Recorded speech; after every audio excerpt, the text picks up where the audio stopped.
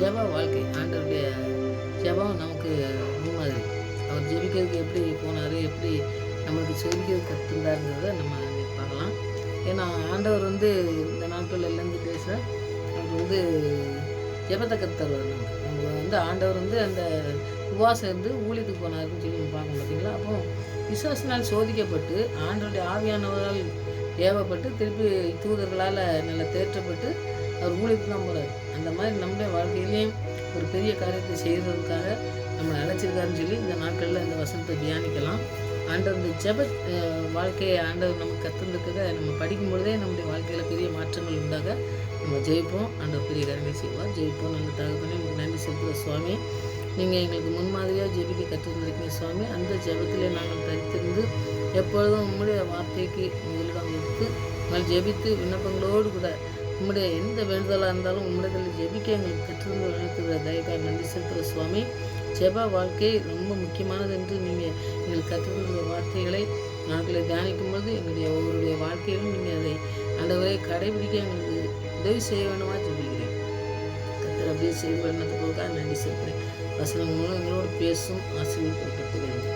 துதிக்கான மயமெல்லாம் நமக்கு செலுத்துது. பேச வச்சு நாம் தெரிஞ்சவங்க நல்ல பிதாவே ஆமென். பாடல் பாடி வசனம்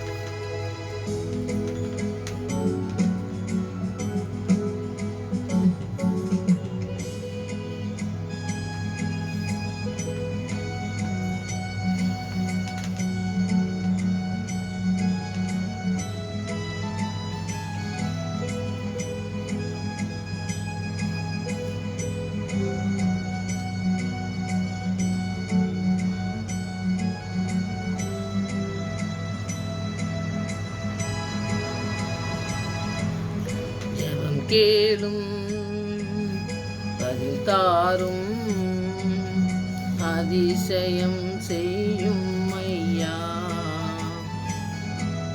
ஜெபம் கேளும் பதில் தாரும் அதிசயம் செய்யும் ஐயா.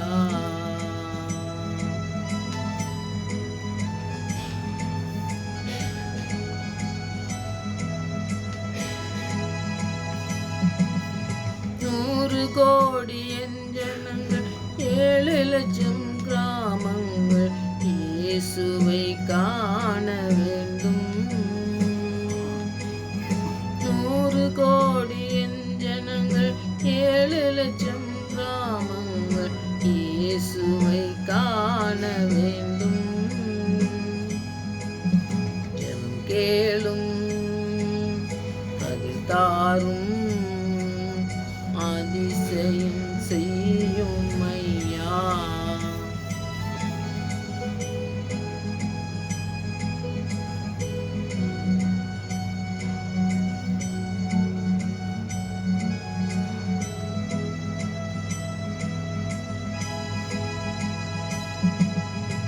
உமக்கெதிராய் செயல்படுவோம் உம் பாதம் வர வேண்டும். உமக்காய் வாழ வேண்டும். உமக்கெதிராய் செயல்படுவோம் உம் பாதம் வர வேண்டும். உமக்காய் வாழ வேண்டும். ஜெபம் கேளும் பதில் தாரும் அதிசயம் செய்யும் ஐயா.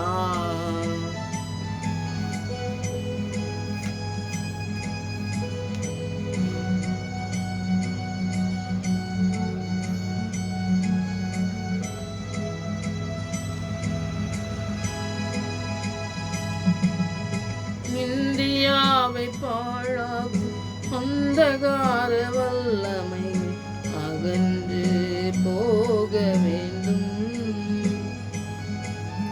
இந்தியாவை பாழாக்கும் அந்தகார வல்லமைகள் அகன்று போக வேண்டும். ஜெபம் கேளும் பதில் தாரும் அதிசயம் செய்யும் ஐயா. எங்கள் ஜெபம் கேளும் பதில் தாரும் அதிசயம் செய்யும் ஐயா.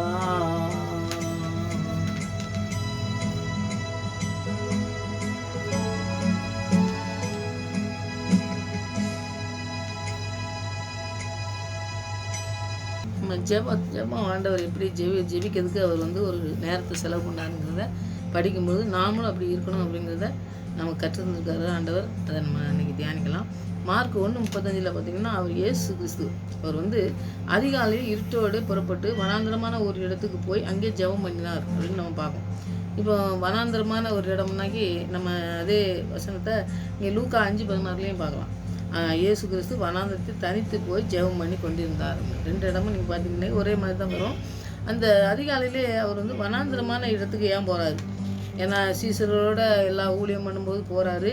ஆனால் வந்து ஜெபிக்கும் பொழுது தனித்து பிதாவோட ஆனால் பிதா அனுப்புனதை செய்யணும்னா அவர் சத்தத்தை கேட்கணும், அவரோட பேசணும், அவர் என்ன சொல்கிறாருன்னு கேட்கணும். அப்படி கேட்டு அவர் நடக்கும் பொழுது நான் தனித்து இருக்கலை, பிதா என்னோடு கூட இருக்காரு, அவர் அனுப்புனா நான் செஞ்சேன் அப்படின்னு சொல்கிறாரு. ஏன்னா அவரோட தனித்து ஜெபிக்கிற ஒரு பழக்கத்தை அவர் வச்சுருந்ததை அங்கே வந்து எழுதி வச்சுருக்காரு.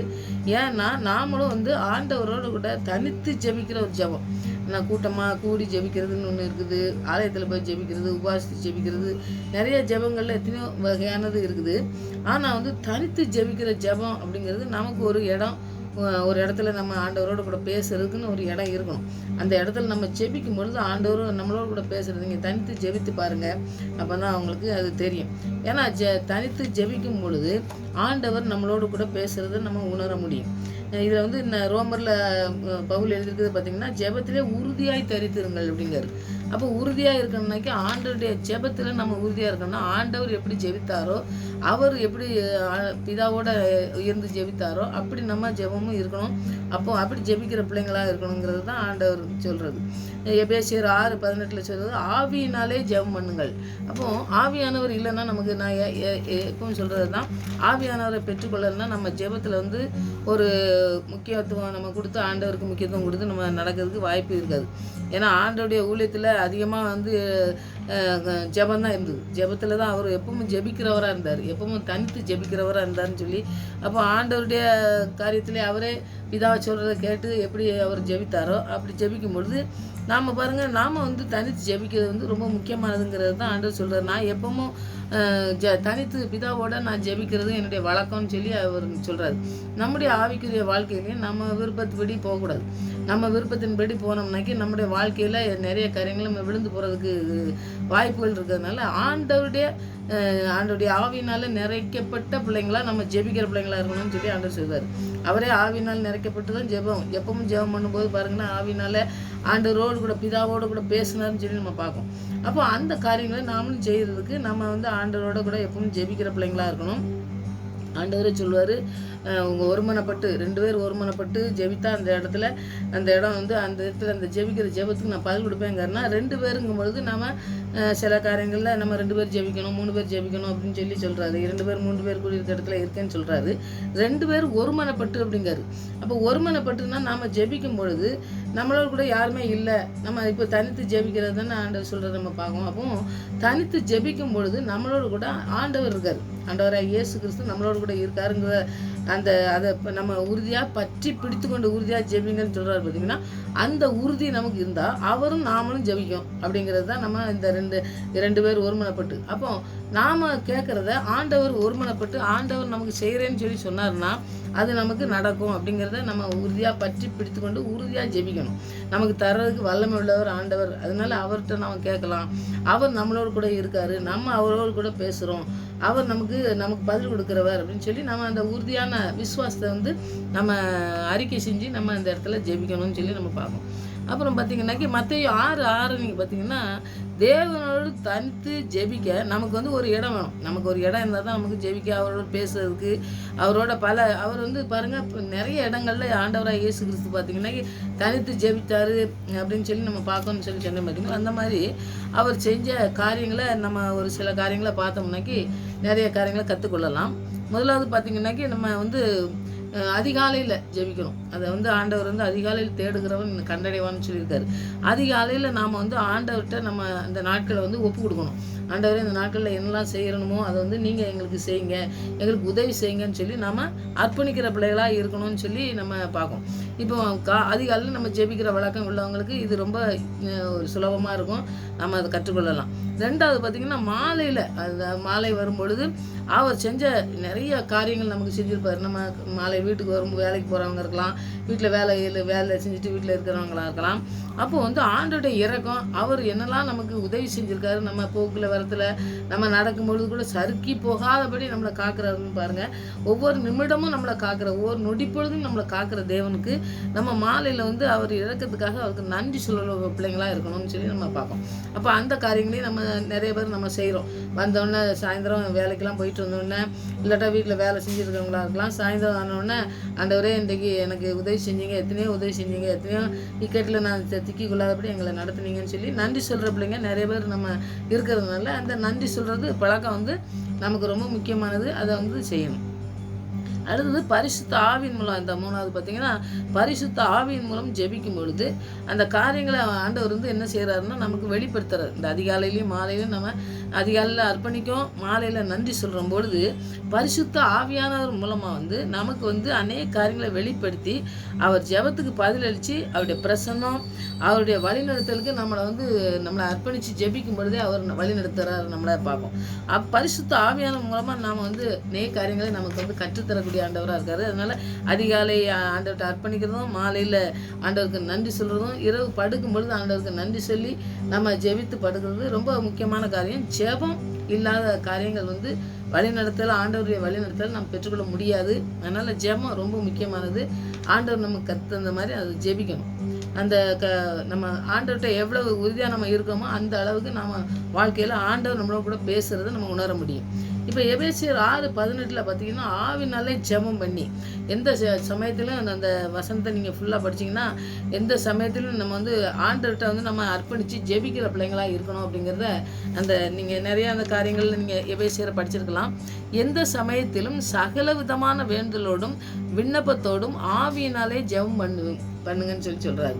அப்போது எந்த சமயத்திலும் சொன்னோம்னாக்கி, எந்த சமயம்னாலும் இப்போ பார்த்திங்கன்னா ஆண்டவர் மாத்திரம்தான் நமக்கு உதவி செய்யக்கூடியவர். ஏன்னா நம்ம வாழ்க்கையில் நிறைய காரியங்களில் மனுஷன் உதவியெல்லாம் நமக்கு வந்து பெருசாக நமக்கு கிடைக்காது. அப்படி இருக்கிற நேரத்தில் நமக்கு ஆண்டவருடைய உதவியை நாடி தேடி நாம் அவருடைய பாதத்தில் போகும் பொழுது அவர் நமக்கு எல்லாவற்றையும் செய்ய சமயம் கிடைச்சாலும் அதுக்கு தான் சொல்கிறாரு, நம்ம வார்த்தையின் மூலம் தான், வசனத்தின் மூலமாக தான் நம்ம படிக்கும்பொழுது ஆண்டவர் நிறைய காரியங்களை நமக்கு கற்றுத்தருவார். 2 தீமோத்தேயு 4:2 பார்த்திங்கன்னா, சமயம் வாய்த்தாலும் வாய்க்காவிட்டாலும் திருவசனத்தை பிரசங்கம் பண்ணு அப்படிங்காரு. அப்போ சமயம் எந்த சமயம் நமக்கு கிடைக்கும்? நமக்கு ஜெபமனுக்கு சமயம் கிடைக்குமா? நமக்கு வந்து வசனம் சொல்கிறதுக்கு வாய்ப்பு கிடைக்குதா? இல்லை. நமக்கு வந்து வாய்ப்பே கிடைக்கலனா கூட நீ திருவசனத்தை பிரசங்கம் பண்ணு. அப்போ வசனத்தின் மூலமாக தான் ஆண்டவர் நம்மளோட கூட பேசுகிறவராக இருக்காரு. எந்த சமயத்திலும் ஆண்டவர் நம்மளோட பேசணும்னாக்கி வசனத்தின் மூலமாக நம்ம ஆண்டவர்கிட்ட பேசணும். அவர்கிட்ட பேசும்பொழுது அவர் எந்த சமயத்திலும் நமக்கு வந்து இந்த வாய்ப்பை கொடுக்காரு. நீ அந்த இதை செய்ய அப்படின்னு சொல்லி அவர் எழுதியிருக்கிறத நம்ம பார்க்கோம். தீமோத்தேயுக்கு எழுதுறாரு பவுல். எப்படி எழுதுறாரு பாருங்கள். சமயம் வாய்த்தாலும் நீ சமயம் வாய்க்காவிட்டாலும் வசனத்தை நீ பிரசங்கம் பண்ணு அப்படிங்காரு. அப்போ நம்ம எந்த சமயத்திலும் ஜெபிக்கும் பொழுது நீங்கள் என்ன வேலை ஆண்டவர் கொடுத்துருக்காரு அதை செய்ய அப்படின்னு சொல்லி சொல்கிறாரு. ஏன்னா சமயத்தில் நீங்கள் ஜெபிக்கும் பொழுது ஏதோ வேண்டுதலுக்காண்டி ஜெபிக்கலாம், ஏதோ கிடைக்கணுங்காண்டி ஜெபிக்கலாம். அது இருந்தாலும் முதலாவது நீ செய்ய வேண்டியது நீ பிரசங்கம் பண்ணு. நீ திருவசனத்தை பிரசங்கம் பண்ணாலே நீ மற்ற எல்லா காரியங்களையும் நீ வந்து என்ன செய்வ, சமயத்தில் ஜெபிக்கிற பிள்ளையாக இருப்ப அப்படின்னு சொல்லி நிறைய காரியங்களை பவுல் வந்து நிறைய காரியங்களை கற்றுத்தரதை நம்ம பார்க்கலாம். அடுத்தது வந்து சகல விதமான எல்லா விதமான காரியங்களையும் நம்ம ஆண்டவர்கிட்ட தான் நம்ம சொல்லணும் அப்படிங்கிறத நம்ம பார்க்கணும். அவர் வந்து சகல காரியங்களையும் செய்து முடித்தவர். எல்லாவற்றையும் அவர் செய்யாத காரியங்கள் ஒன்றுமே இல்லை. சகல விதமான வேண்டுதலோடும் சொல்லி நம்ம பார்க்க பார்த்தீங்களா. அந்த சகல விதமான அப்படிங்கிறதுக்கு வந்து எபிரேயர் 4:13 பார்த்திங்கன்னா, சகலமும் அவருடைய கண்களுக்கு முன்பாக நிர்வாணமாயும் வெளியரங்கமாயும் இருக்கிறது. அவருக்கு சகலமும் அவருக்கு தெரியும், எல்லாமே தெரியும். எல்லாம் கண்களுக்கு முன்பாக நிர்வாணம்னா என்னது? ஒன்றுமே கிடையாது, ஒன்றுமே இல்லை. அப்போ அவருக்கு தெரிஞ்சது யாருக்குமே தெரியுறதுக்கு வாய்ப்பே இல்லை அப்படிங்கிறத நம்ம வசனத்தின் மூலமாக எழுதி தந்திருக்காரு. அதை நம்ம படிக்கும்பொழுது பார்த்திங்கன்னா சகல விதமான காரியங்களையும் ஆண்டவர் வந்து செய்ய வளம் உள்ளவர்னு ஜெபித்து ஆண்டவர்கிட்ட அர்ப்பணித்து ஜெபிக்கும் பொழுது ஆண்டவர் பெரிய காரியங்களை நமக்கு செய்வார். அடுத்தது வந்து வேண்டுதலோடும் விண்ணப்பத்தோடும். இந்த வேண்டுதல் விண்ணப்பம்னா ரெண்டுமே ஒன்று தான். நம்ம வேண்டுதல் செய்தோம், விண்ணப்பம் பண்ணுறோம். எதுனா விண்ணப்பம்னா நம்ம ஆண்டவர்கிட்ட எது தேவை அப்படிங்கிறத நம்ம சொல்கிறோம். அப்படி சொல்லும் பொழுது ஆண்டவர் நமக்கு என்ன செய்கிறார் அப்படிங்கிறத பிலிப்பியர் 4:6 பார்த்திங்கன்னா, நீங்கள் ஒன்றுக்கும் கவலைப்படாமல் எல்லாவற்றையும் குறித்து உங்கள் விண்ணப்பங்களை ஸ்தோத்திரத்தோடு கூடிய ஜெபத்தினாலும் வேண்டுதலாலும் தேவனுக்கு தெரியப்படுத்துங்கள். அப்படின்னு சொல்லி அந்த இடத்துல நம்ம இந்த வசனம்லாம் எல்லாருக்குமே வந்து நம்ம நிறையா படித்து அது வந்து மனப்பாடமாக இருக்கும். அதில் கடைசி வரும்போது ஆவியினாலே ஜெபம் பண்ணுங்கள். அந்த ஆவியானவரை நீங்கள் எந்த நேரத்துலையும் பாருங்கள், வாஞ்சையோடு பெற்றுக்கொள்றதுக்கு நீங்கள் வாஞ்சையோடு இருக்கணும். அதை பெற்றுக்கொண்டால் தான் இந்த ஜெபிக்கிற ஜெபமே வந்து எப்படி இருக்கும் அப்படிங்கிறத பவுலெலாம் கற்றுத்தராரு, ஆண்டவர் கற்றுத்தராரு. எல்லாமே வந்து நமக்கு கற்றுக்கொள்றதுக்கு ஒரு வாய்ப்புகள் நமக்கு கிடைக்கும் பொழுது, அதை நம்ம சொல்கிறதுக்கு வாய்ப்புகள் கிடைக்கும் பொழுது எப்படி செய்யணும் அப்படிங்கிறதெல்லாம் ஜெபந்தான் முதலாவது. ஜெபம் பண்ணும்போது என்ன அந்தரங்கத்தில் இருக்கிற ஆண்டவர் கேட்குற மாதிரி நீ வந்து இந்த கதவை பூட்டு அப்படிங்கிறாரு. இருதய கதவு வந்து பூட்டப்பட்டதா நீ தனித்து ஜெபிக்கும் பொழுது இருக்கணும்னு சொல்கிறார் ஆண்டவர். அப்போ அந்த காரியங்கள்லாம் நமக்கு நடக்கணும்னாக்கி நம்ம ஆவியானவர் இருந்தால் தான் அந்த இது செய்ய முடியும். ஏன்னா நம்ம உலகத்தில் நம்ம போனோம்னாக்கி நம்ம நிறைய கவலைகள் நம்மளை வந்து தாக்கக்கூடிய காரியங்கள் செய்ததை நம்ம பார்க்க முடியும். அதனால் நம்ம ஆண்டவர் நம்ம என்ன கற்றுருக்காரு அப்படின்னு பார்க்கும்பொழுது தான் அதை நம்ம செய்ய முடியும். அதனால் ஆண்டுடைய ஆவியானவர் நமக்கு முக்கியமாக நமக்கு வந்து நம்மளை வழிநடத்தலுக்கு தேவை. அது நம்ம பெற்றுக்கொள்றதுக்கு ஒவ்வொரு நாளும் வாஞ்சையோடு பெற்றுக்கொண்டவங்க இன்னும் அதிகமாக பெற்றுக்கொள்றதுக்கு நம்ம வாஞ்சையோடு ஆண்டவரை நோக்கி பார்க்கணும். அதில் வந்து நம்ம பார்த்திங்கன்னா நம்முடைய கவலை போக்க நம்முடைய அவர் வந்து ஜெபத்தை வந்து நமக்கு ஜெபத்தை கற்று தந்திருக்காரு. இந்த கவலையெல்லாம் நமக்கு கவலை இதெல்லாம் போக்கி நமக்கு ஒரு வல்லமையான ஒரு ஜெபத்தை செய்கிறதுக்கு நமக்கு வந்து சொல்லித்தராரு. ஜெபத்தின் மூலம் ஆண்டவரோடு கூட விசுவாசத்தை உறுதி செய்யறதுக்கு, ஆண்டவர்கிட்ட உறுதியாக நிற்கிறதுக்கு அதை நமக்கு கற்றுத்தரக்கூடிய ஆண்டவர் நமக்கு ஆவியானவர் தான். நம்முடைய கவலை பிரச்சனைகள் அதெல்லாம் வந்து அவருடைய பாதத்தில் வச்சுருங்க, ஏன் பாதத்தில் வச்சிருன்னு சொல்லி சொல்கிறத நம்ம ஆண்டவர் நம்ம சொல்கிறத நம்ம பார்க்கணும். அப்போ ஆவியானவர் இருந்தால் தான் அதெல்லாம் நமக்கு நடக்கும். நம்முடைய வாழ்க்கையில் எல்லாமே ஆண்டவருக்கு அர்ப்பணிச்சிருக்கும் பொழுது, ஆவியானவர் வழிநடத்தலுக்கு இருக்கும் பொழுது தான் இதெல்லாம் நடக்கும். நான் சும்மா அப்படியே வாசிச்சமாக இருந்தாலும் நீங்கள் வந்து பாருங்கள், அதை நீங்கள் தியானித்து பாருங்கள். நிறைய காரியங்கள் ஆண்டவர் உங்களுக்கு கற்று தருவார். தேவனுடைய சமாதானம் நம்முடைய இதயத்தில் நமக்கு ஆண்டவர் கூட இருக்கும்போது தேவனுடைய சமாதானம் நம்முடைய இதயத்தையும் உள்ளத்தையும் நமக்கு ஆளுகை செஞ்சு ஆண்டவர் பெற்றிருக்க அந்த ஆண்டவரோடு கூட நம்ம இருக்கோம் பார்த்தீங்களா, ஐக்கியம். அந்த ஐக்கியத்தில் நாம் வந்து இரக்கம், கிருபை, உதவி எல்லாமே பெற்றுக்கொள்றதுக்கு அவர் வாக்குத்தத்தம் கொடுத்து நம்மளை வந்து எல்லா காரியங்களையும் நான் உன்னோடு கூட இருப்பேன், எந்த காரியம் நடந்தாலும் அதை நன்மைக்காக நான் மாற்றுவேன், தீமைக்காக உருவாக்குனதெல்லாம் நன்மையாக மாற்றுவார். மனுஷன் நமக்கு தீமையான காரியங்களை செஞ்சுருப்பான், ஒருவேளை நம்மளுடைய வாழ்க்கையெல்லாம் செஞ்சு நம்மளை வந்து அழிக்க பார்ப்பான். ஆனால் வந்து ஆண்டவர் சொல்கிறது என்னென்னா, நான் வந்து மனுஷன் தீமைக்காக உருவாக்கினோம்னா ஏதாவது ஒரு காரியங்களை செஞ்சாங்கன்னா அதை நன்மையாக நான் மாற்றுவேன், உனக்கு நான் நன்மையாக மாற்றுவேன்னு சொல்லி அவர்கிட்ட விண்ணப்பம் செய்யும் பொழுது, வேண்டுதல் விண்ணப்பம் செய்யும் பொழுது, அவருடைய பாதத்தில் நாம் எல்லாத்தையும் அர்ப்பணிக்கும் பொழுது ஆண்டவர் பெரிய காரியங்களை நமக்கு செய்கிற வல்லமுள்ளவராக இருக்கார். ஆண்டவர் தனித்திருந்து நம்ம ஜெபித்ததை மாத்திரம் படிக்கக்கூடாது. ஆண்டவர் தனித்திருந்து ஜெபித்தது நமக்கு என்னென்னலாம் நம்ம நடத்தணுங்களுடைய காரியங்களை செய்கிறது, என்ன சமயம் வாய்த்தாலும் என்ன அதை பைபிள் எழுதிக்க பார்த்தோம். இது எல்லாமே வந்து பார்த்திங்கன்னாக்கி ஆண்டவர் பாதத்தில் முழுமையாக அர்ப்பணித்து ஜெபிக்கிற ஒரு ஜெப கூட்டங்களை தான் ஆண்டவர் வந்து தேடுறாரு. அப்படிப்பட்ட ஜெபத்தை வந்து நம்ம ஜெபிக்க ஆவியானவர் மாத்திரம்தான் நமக்கு உதவி செய்ய முடியும். அந்த உதவியை நாடி தேடி இந்த நாளில் நம்ம ஜெபிப்போம். ஆண்டவர் பெரிய காரியங்களை செய்வார். ஆண்டவர் உபாசம் இருந்து ஆண்டவர் ஊழியத்துக்கு போனது மாதிரி நம்மளுடைய வாழ்க்கையிலையும் அவர் வைத்திருக்க திட்டம் இந்த வருடத்தில் நிறைவேறதுக்கு நம்ம அர்ப்பணிப்போம். அவர் அற்புதமாக நடத்துது நம்முடைய வாழ்க்கையில் அநேகர் மற்றிலே நம்மளை நிறுத்துவார்னு சொல்லி நான் விசுவாசிக்கிறேன். நீங்களும் அர்ப்பணித்து ஜெபிங்க, பிள்ளைகளை அர்ப்பணிங்க. அநேக காரியங்களை ஆண்டவர் பாத்தில் வைத்து நம்ம ஜெபிக்கும் பொழுது ஆண்டவர் பதில் கொடுக்குறவராக இருக்கார். நமக்கு நம்ம சூழ்நிலை ஒருவேளை நமக்கு எப்படி நமக்கு போகுமோ, நம்ம வாழ்க்கை எப்படி இருக்குமோ, நம்முடைய பிள்ளைகளுடைய வாழ்க்கை எப்படி இருக்குமோ, நம்ம பின்னாடி எப்படி நம்ம வாழ்க்கை இருக்கும் அப்படிங்கிற ஒரு கவலைகள் இருக்கலாம். ஏன்னா சூழ்நிலையை பார்க்கும் பொழுது பார்த்திங்கன்னாக்கி நம்ம சூழ்நிலையை பார்த்து அழுதுகிட்டே இருந்தோம்னாக்கி அந்த காரியங்களில் நம்ம வெற்றியை பெற முடியாது. ஆண்டவர் வைத்திருக்கிற திட்டங்கள், ஆண்டவர் வச்சிருக்கிற நோக்கம் நிறைவேற்ற நம்ம அர்ப்பணித்து ஜெபிக்கணும். ஜெபம் ரொம்ப முக்கியமானது. தனித்து ஜெபிக்கிறது ரொம்ப முக்கியமானது. ஆண்டவரோடு கூட தனித்து ஜெபிக்கிற ஜெபத்தை இந்த நாட்களில் நம்ம தேர்ந்தெடுத்து ஜெபிப்போம். ஆண்டவருடைய பாதத்தில் எல்லா கவலைகள் எந்த பிரச்சனைகள் இருந்தாலும் அவருடைய பாதத்தில் வைத்து விடுவோம். யார் முன்னாடியும் நம்மளை வெட்கப்படுத்த முடியாது. அவர் அழைத்தவர் உண்மை உள்ளவர். இந்த மனுஷன் அழைக்கிறார் நம்மளை அழைத்தவர் உண்மை உள்ளவராக இருக்கிறதுனால நம்முடைய வாழ்க்கையில் எது நடந்தாலும் அதை நன்மையாக மாற்றி நம்மளை நடத்த வல்லமுள்ள தேவன் இருக்கார். அதனால் அர்ப்பணித்து ஜெபிங்க, கர்த்தர் அற்புதத்தை செய்வார். ஜெயிப்போம். ஜெபத்தை கேட்கும் எங்கள் தேவா, ஜெபத்தின் வாஞ்சை தந்தருளும், ஜெபத்திலே தரித்திருந்து ஜெபத்தின் மேன்மை காணச் செய்யும். ஜெபமே ஜீவன், ஜெபம் ஜெயா, ஜீவியத்துக்கு இதுவே சட்டம். ஜெபமே ஜீவன், ஜெபம் ஜெயா, ஜீவியத்துக்கு இதுவே சட்டம். ஆம் சுவாமி, ஆவியானவர் கூட எங்களோடு கூட இருந்து நாங்கள் ஜெபிக்கும் பொழுது எங்களுடைய விண்ணப்பங்களுக்கு எங்களுடைய எல்லா தேவைகளையும் சந்திக்க வல்லமுள்ள தேவனாருக்குமே நன்றி செலுத்துகிறோம். உறுதியாய் பிடித்து ஜெபிக்கிற பிள்ளைகளாய் காணப்பட அவையிலே நாங்கள் எங்களுக்கு கற்றுத்தந்து விண்ணத்தமாக ஜெபிக்கிறோண்டவரே. நீங்கள் தனித்திருந்து ஜெபித்தது போல நாங்களும் உங்களோடு கூட இடைப்பட்ட அந்த ஜெபத்தை ஜெபிக்கிற பிள்ளைகளாய் காணப்பட அந்த நாட்களில் எங்களுக்கு உதவி செய்ய வேண்டுமா ஜெபிக்கிறாண்டவரே. வேண்டுதலோடும் விண்ணப்பத்தோடும் உம்முடைய பாத்திலே நாங்கள் ஒவ்வொரு வேண்டுதலையும் வைக்கும் பொழுது நீங்கள் எல்லாவற்றையும் நன்மையாக மாற்றுகிறவராக எங்களுக்கு தீமை செய்ய நினைக்கும் பொழுது ஆண்டவரே நீங்கள் நன்மையாக மாற்றுகிற காரியங்கள் அநேகம் கண்டு உண்மை துதிக்க எங்களுக்கு கிருபை பாராட்டிங்களே. அதுக்காக நன்றி செலுத்துகிறோம். இன்னமும் நடத்த போர்க்காய் நன்றியோடு துதிக்கிறோம், ஸ்தோத்தரிக்கிறோம் ஆண்டவரே. தகப்பனே உமக்கு ஸ்தோத்திரம். ஹல்லேலூயா, உமக்கு நன்றி. நன்றி ஆண்டவரே, நன்றி ஆண்டவரே. திருவசனத்தை பிரசங்கின்னு சொன்னீங்களே ஆண்டவரே.